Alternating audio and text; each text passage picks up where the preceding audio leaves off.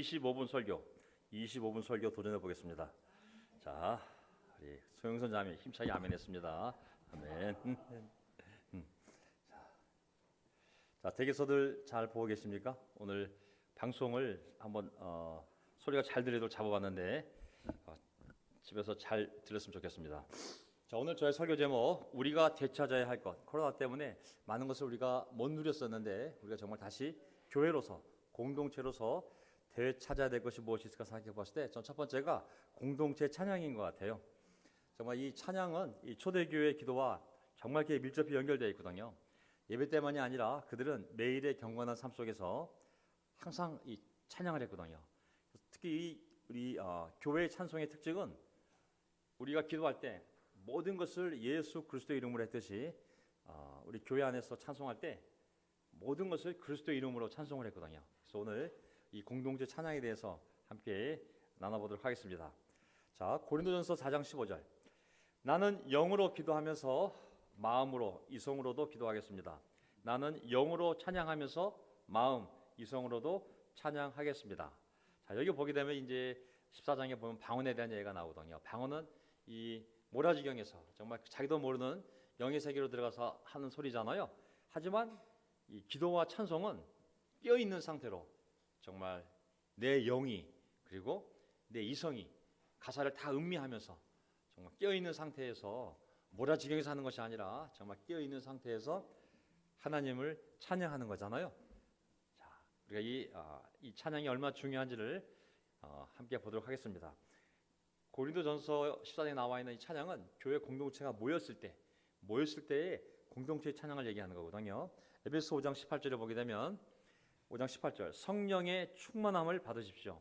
성령의 충만함을 받으십시오. 시와 찬미와 신령한 노래로 서로 화답하며 여러분의 가슴으로 또 마음으로 주님께 노래하며 찬송하십시오. 여기 보게 되면 찬송 전 단계가 뭡니까? 18절 성령의 충만함을 받는 거잖아요. 17절에는 세상 음식 술로 취하지 말고 설로 가득 차지 말고 술로 가득 차지 말고 성령으로 가득 차라고. 그렇다면 그 영혼이 시와 찬미와 신령한 노래로 하나님을 찬송하게 될 거라고. 여기 얘기하는 시와 찬미와 신령한 노래라는 것은 영어로도 뭐 Psalms, Hymns, and Spiritual Songs 나왔지만은 그냥 관용어구처럼 성령에 의해서 하나님을 찬양하기 위해 지어진 모든 형태의 노래들을 이렇게 그냥 관용어구처럼 시와 찬미와 신령한 노래로라고 되어 있는 거거든요. 이 헬러 단어 한 단어 한 단어가 다 틀리지만 특별히 구분되는 건 아니라고 그랬어요. 그래서 이거 보면 사람이 성령 충만해지면 정말 마음으로 카르디아 마음으로 하나님을 찬양하는구나. 앞에 얘기했던 이 마음이라는 단어는 다른 헬라 단어거든요. 여기 보면 앞에 얘기했던 나는 영으로 찬양하면서 마음으로도 찬양하겠습니다 그랬는데 이 마음은 이성의 이성, understanding. 헬라어는 누스라는 단어가 있거든요. 그러니까 모라지경에 정신이 나간 상태에서 막 찬양하는 것이 아니라 정신이 똑바로 있는 상태에서 충분히 이해하면서 그 가사를 음미하면서 내가 찬양하겠다는 얘기잖아요. 네. 마찬가지로 성령에 충만한 사람은 가슴에서부터 뜨거워져서 하나님을 찬양하는 것이죠. 저는 이 마음으로 찬양하는 단어는 진정성 있는 걸 얘기하는 거잖아요. 정말 마음을 다해. 이 마음이란 카르디아라는 단어가 심장이라는 뜻도 있지만 육체적으로 또 하나는 그 사람의 지적, 영적 중심부, 그 영혼의 가장 깊은 곳에서부터라는 의미가 있거든요. 초대교인들은 모이면 항상 찬송을 했습니다. 말씀, 기도, 찬송, 기찬말, 기도, 찬송, 말씀은 항상 그들 삶에 함께거든요. 공동체는 모이는 것이고 모이면 말씀과 기도와 찬송, 성령이 충만해지는 그러한 찬양인 것이죠. 자, 마태복음 26장 28절 이것은 죄를 사하여 주려고 많은 사람을 위하여 흘리는 나의 피 곧 언약의 피다. 예수님이 이 땅을 떠나시기 전날 저녁 6월절 마지막 식사를 하실 때 피로 언약을 맺으시면서 이제 마지막 말씀을 마치시고 그 자리를 떠나기 전에 그들은 찬송을 부르고 우리 예배 마지막에 찬송이듯이 예수님이 제자들과 함께 시편 그 찬송을 부르고 올리브산으로 감람산으로 올라갔습니다. 예수님의 마지막 예배 의식은 찬송이었거든요.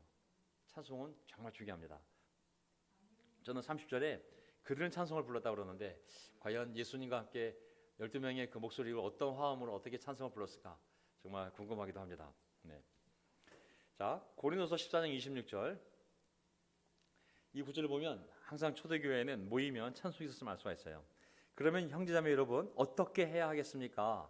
여러분이 함께 모이는 자리에는 찬송하는 사람도 있고 제일 먼저 뭐가 나와요? 여러분이 함께 모이는 자리는 예배드리는 자리잖아요. 먼저 찬송하는 사람이 있고 가르치는 사람도 있고 먼저 나와요.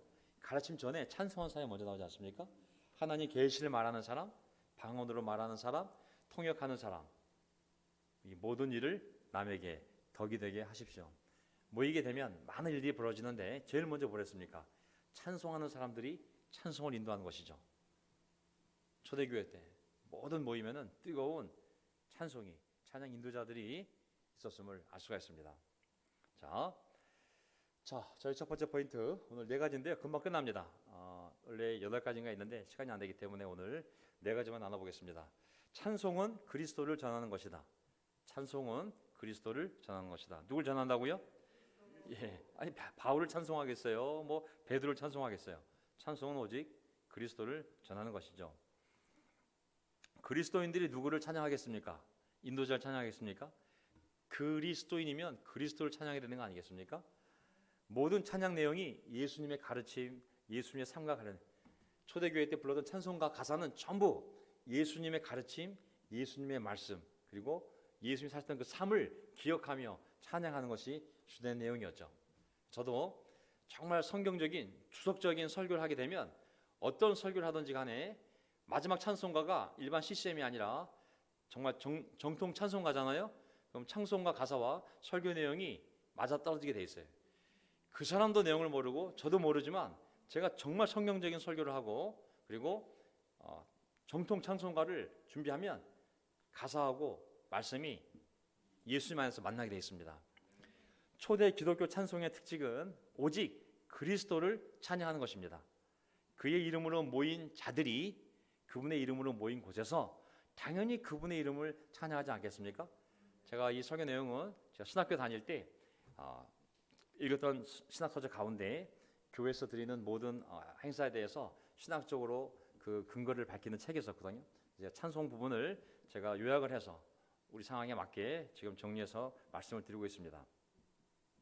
디모데전서 3장 16절 이 경건의 비밀은 참으로 놀랍습니다.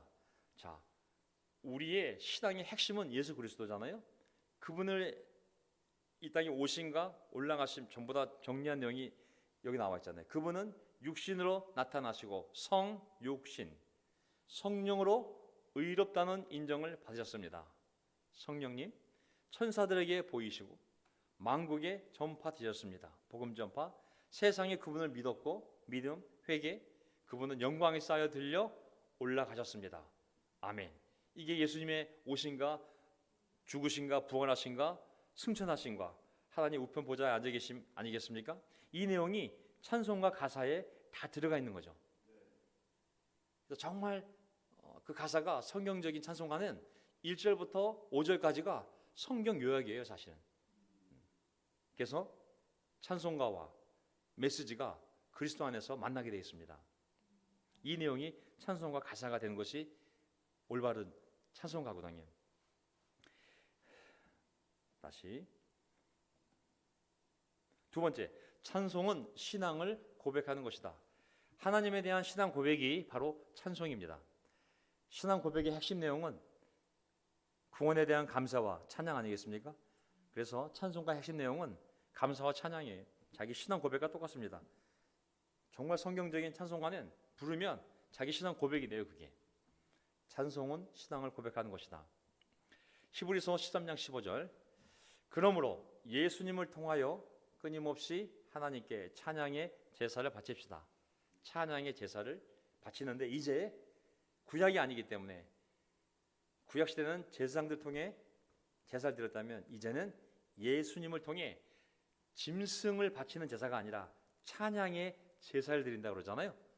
그것은 그분의 이름을 고백하는 입술의 열매입니다. 여기 보면은 이게 찬양의 제사인데 찬양의 제사가 뭐냐면 어떤 것이 찬양의 제사냐면 그 사람의 입술로 그분의 이름에게 그분의 이름이라는 것은 인격이잖아요. 그분의 이름에게 고백하는 감사하는 그리고 찬양하는 것이 바로 이 찬양의 제사거든요. 그래서 여기 고백하다는 단어가 호몰로게오라는 헬라어 동사인데 뜻이 세 가지가 있어요. 감사하다, 고백하다, 찬양하다. 여기 다 집어넣을 수 있거든요. 그래서 그분의 이름에 감사하고 그분의 이름 앞에 고백하고 그분의 이름 앞에서 찬양하는 것. 그것이 바로 찬양의 제사라고 그러거든요. 그러니까 우리는 구약에 성전에 가서 짐승을 죽여 하나님께 제사를 드린 유대인 백성이 아니잖아요. 우리는 이제 신약 백성으로서 우리의 대제사장이신 예수님을 통해서 하나님께 이제 짐승의 제사가 아니라 찬양의 제사를 드리는 것입니다. 그래서 옛날 CCM 보면은 찬양의 제사 드리고라는 가사도 있었는데, 그래서 우리 입술이 감사를 고백하는 그것이 바로 찬양의 제사인 것이죠. 이 제사를 유대인들은 날마다 드리지 않았겠습니까? 아침에 기도하고 또 해질 때 또 제사를 드리면서 일몰 때 제사를 드리면서 또 찬양하고, 그러니까 찬양이 정말 모일 수만 있다면 날마다 모여서 찬양하면 그거 정말 아름다운 제사인 것이죠. 아멘. 자, 세 번째 포인트, 네 번째까지 있습니다. 찬송은 그리스도의 말씀과 그 안에 성령을 나타낸다. 찬송은 가사를 보게 되면 그 말씀은 다 그리스도의 말씀입니다. 그리고 그 말씀 안에 나타난 성령님을 드러내는 것이 또한 이 찬송이거든요. 한번 그 내용을 보도록 하겠습니다. 찬송은 그리스도의 말씀 그리고 그 안에 성령님을 나타내는 것입니다. 자, 찬송은 성령이 충만한 것이다. 아까 말씀하셨잖아요. 성령이 충만하다면 너희들이 시와 찬미와 신령한 노래로 서로 말하고 그리고 하나님을 찬양하라고 그랬잖아요. 찬송은 성령이 충만한 것입니다. 그리고 찬송은 말씀이 충만한 것입니다. 왜냐하면 나중에 고린도서에서 나오지만 여러분 가운데 말씀이 풍성하게 머무르게 하십시오. 여러분 안에 말씀이 풍성하게 머무르게 하십시오. 그 말씀으로 서로 권면하십시오. 그리고 다시 이어서 시와 찬미와 그리고 신령한 노래로 하나님을 찬양하라고 그랬거든요. 저는 찬양 앞에 성령과 말씀이 있어요. 성령이 충만하고 말씀이 충만해지면 찬양이 나오는 것입니다. 아멘. 네. 성령과 말씀은 항상 함께 가지 않습니까?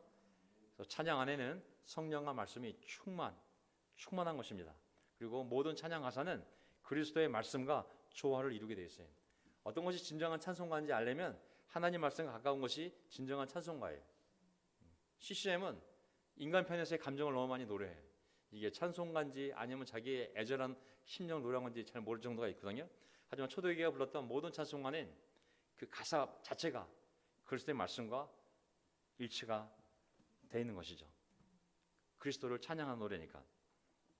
그래서 골로새 3장 10절 나옵니다. 그리스도의 말씀이 여러분 가운데 풍성히 머무르게 하십시오. 자, 그리스도의 말씀이 여러분 가운데 풍성히 머무르게 하십시오. 온갖 지혜로 서로 가르치고 권고하십시오. 권면하십시오. 감사한 마음으로 시와 찬미와 신령한 노래로, 아까 얘기했던 거 Psalms, Hymns and Spiritual Songs, 한 관용어구처럼 여러분의 하나님께 마음을 다하여 찬양하십시오. 여러분의 마음을 다하여 찬양하십시오. 여기는 이제 감사한 마음이 하나 더 들어가네요. 그렇죠? 말씀의 풍성이 있고 그렇다면 이제 성령이 충만해서 감사한 마음으로 마음을 다하여 하나님을 찬양하는 것. 이게 우리가 지금 공동체로서 함께 주일 예배 때 물론 충분히 우리가 찬양하고 있지만 또 할 수만 있다면 우리가 뭐가 좀 더 정상화된다면 공동체가 모여서 함께 찬양하면 정말 아름답거든요. 듣는 귀도 감동을 받고 또 찬양하면서도 감동을 받고, 개인의 찬양을 얘기하는 것이 아니라 함께 모였을 때 공동체의 찬양을 얘기하는 겁니다. 우리가 줌 예배를 드리게 되면 줌으로 예배 드리면서 집에서 노래를 따라 부르는 사람은 많지 않을 거예요. 진심으로 목청껏 불렀다간 동네 신고 들어올걸요 아마. 저는 우리가 모였을 때 정말 이 함께 찬양을 하면서 우리 뜨거운 마음을 가질 수 있거든요. 사실 이게 제일 아쉬운 부분인 것 같아요. 줌은 편리하고 또 많은 사람이 참여할 수 있는 장점도 있지만 이렇게 뜨거운 찬양을 함께 부르는 것을 우리가 경험할 수 없게 되거든요. 아쉽습니다. 우리 수요일은 이것도 함께 하지만은 더 많은 사람들이 나와서 우리가 함께 찬양하면서 부르는 것뿐만이 아니라 함께 부를 때 그 소리가 들리면서 더 큰 이 감동이 오거든요. 자, 네 번째 포인트, 마지막 포인트입니다. 찬송은 영적 제사이다. 찬송은 영적 제사이다. 이 어떻게 보면은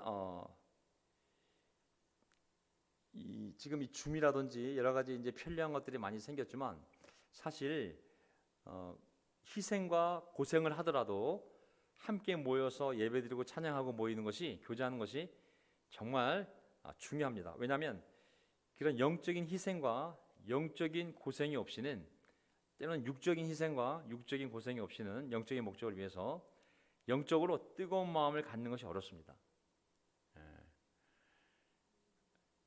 하나님을 위한 희생과 고난이 있을 때 우리가 뜨거워지지, 하나님을 위한 고생과 희생과 없고 편리함만 있으면 뜨거운 마음을 만드는 것이 어렵습니다. 저는 항상 이 열과 불을 보는데요, 제가 생각해낸 비유는 이겁니다. 열이라는 것은 전기가 이 구리선을 타고 저항을 세게 만날수록 뜨거운 열이 발생하는 거거든요. 저항이 없으면 불이 안 나요. 근데 저항이 세기 때문에 센 만큼 센 불이 나는 거거든요. 불이라는 것도 그 대상이 타서 없어지기 때문에 열이 발생하는 거거든요. 불이 나는 거거든요. 우리의 삶이라는 것이 너무 편하게만 가면 거기에 희생을, 예배에 나오는 희생, 그리고 모임에 나오는 희생을 피하면은요, 저는 100% 확신합니다. 거기에 뜨거운 신앙이 없어요.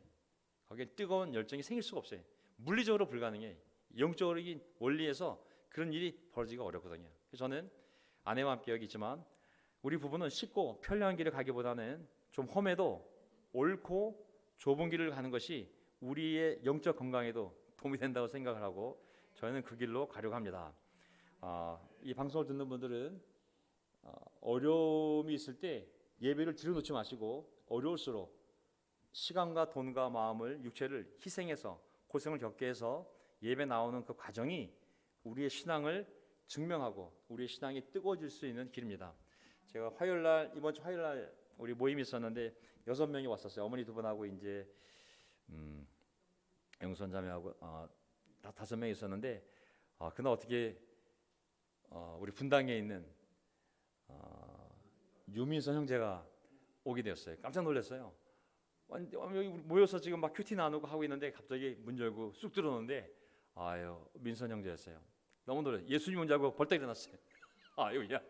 아니 지가 어떻게? 그러니까는 어느 날 우연히 그 방송을 보다가 명동에서 낮에 예배가 있다는 얘기를 듣고 회사 들어가는 길에 혹시나 하고 와봤는데 좀 앉아 있는 모습을 보니 정말 반갑다 그러면서 함께 말씀도 나누고 기도하고 울고 정말 지금 이 상황이 우리 신은영 자매에게는 의식이 돌아오는 거고 우리 오방실 자매에게는 인식이 돌아오는 문제가 남아 있거든요. 저는 기적을 믿고 하나님의 능력을 믿습니다. 사람에게만 기적이지 하나님에게는 아무것도 문제가 되지 않거든요. 나 기적처럼 한순간에 의식이 돌아와서 정말 우리와 함께 다시 알아보고 다시 정말 교회 나와서 아무 일도 없었던 것처럼 다시 함께 예배드리는 그날이 속히 오기를 우리 다 함께 기도하죠. 어쨌든 하나님께서 반드시 역사할 걸 믿습니다. 그리고 이제 그날 저녁에 화요일 날 저녁에 이제 또 찬양의 모임이 있기 때문에 8시에 찬양을 했는데 찬양은 그냥 찬송가 부르고 또 기도하고 찬송가 부르고 기도하고 찬송가 부르고 기도하는 모임이거든요. 저는 우리의 삶이 너무 바쁘고 또 일들도 많지 않습니까? 그럼에도 불구하고 우리가 할 수만 있다면 시간 되는 사람들은 와서, 그것이 힘든 시간일 수 있지만 힘들기 때문에 신앙이 되는 겁니다. 모든 기독교 역사에서 편리한 기독교는 다 죽은 기독교가 됐거든요. 로마 제국하에서 핍박을 받을 때는 뜨거운 신앙이었지만 로마의 종교 중에 하나로 인정을 받고 나중에 국교로 공인되었을 때 그때부터 교회는 온갖 혜택을 받으면서 타락하기 시작하거든요. 저는 신앙은 어려운 것이 더 신앙을 키우고 보존하고 뜨겁게 만드는데 더 도움이 된다고 생각합니다. 자, 시편 26편 6절 7절 주님 결백함으로 제 손을 씻고 당신 제단을 돕니다. 내가 제단을 돈다고 큰 소리로 감사 노래 부르고 당신의 기적들을 알리기 위함입니다. 사실 제사하는 행위 중에 하나가 바로 이 찬양입니다. 찬양이 제사를 드리기 위한 준비 찬송이 아니라 찬양하는 것이 제사 드리는 일부분인 거예요. 제사의 중요한 부분이거든요. 시편 141편 2절 저의 기도를 주님 앞에서 드리는 분향으로 받아주시고 저의 기도를 주님 앞에서 드리는 분향으로 받아주시고 손을 위로 드는 것 찬양이겠죠. 저녁 제물로 받아주십시오. 찬양이 제물이잖아요.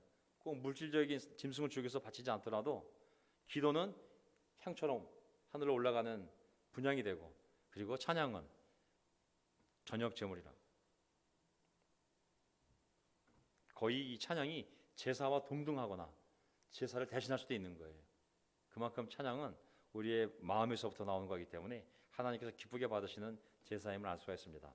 시편 50편 23절 찬양 제사를 바치는 자가 찬양 제물을 바치는 자가 나를 공경하는 사람이니 나를 영광스럽게 하는 사람이니 올바를 깃는 자에게 하나님의 구원을 보여주리라. 야, 찬양하는 자 나를 정말 honor 나를 정말 공경하는 자라고 나를 glorify라고 번역이 두 개 다 있어요. 찬양 제사를 찬양으로 나를 제사를 바치는 자는 하나님을 나를 공경하는 사람이 나를 영광스럽게 하는 자라고 내가 그 사람에게 하나님의 구원을 보여주리라. 그래서 구약의 모세 율법에 따라 제사를 드리는 제물이 있었다면 이제 신약교회에서는 그런 제사법이 없어지고 그런 제사 제물이 없어졌기 때문에 이제 마음으로 우리 깨인 이성으로 또 우리의 영으로 이런 찬양을 드릴 때 그것이 바로 하나님 앞에 놀라운 제사가 되는 줄 믿습니다. 아멘. 자, 요나서 2장 보면 보세요. 얼마나 찬양이 중요한지. 요나서 2장. 요나가 물고기 뱃속에서 주 하나님께 기도드리며 아뢰었다. 이제 도망가다가 이제 배로 도망갔다가 배에서 이제 던져지지 않습니까? 풍랑이 와서 제비 뽑혀서 물고기 뱃속에서 주 하나님께 기도드리며 아뢰었다. 8절 건너뛰겠습니다.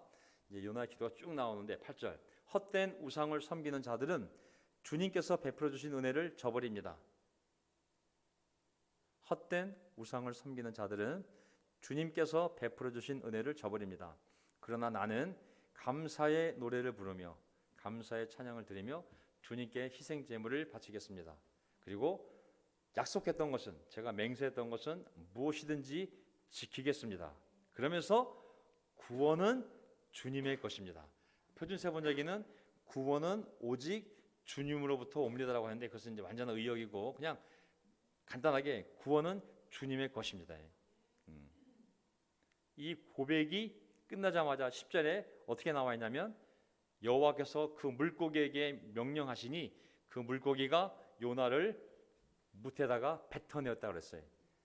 어떤 사람이 비록 죄를 짓고 도망가고 이런 고난을 당하고 있지만 그가 자기 자신의 죄를 인정하고 그리고 하나님 앞에 감사의 찬양을 부르며 그리고 올바른 회개를 했을 때 구원이 이루어지는 거예요. 구원은 주님의 것입니다. 딱 고백하자마자 하나님이 됐다. 그래서 물고기가 테이 하고 뱉어가지고 무대다가 요나가 큰 물고기에서 태어났습니다.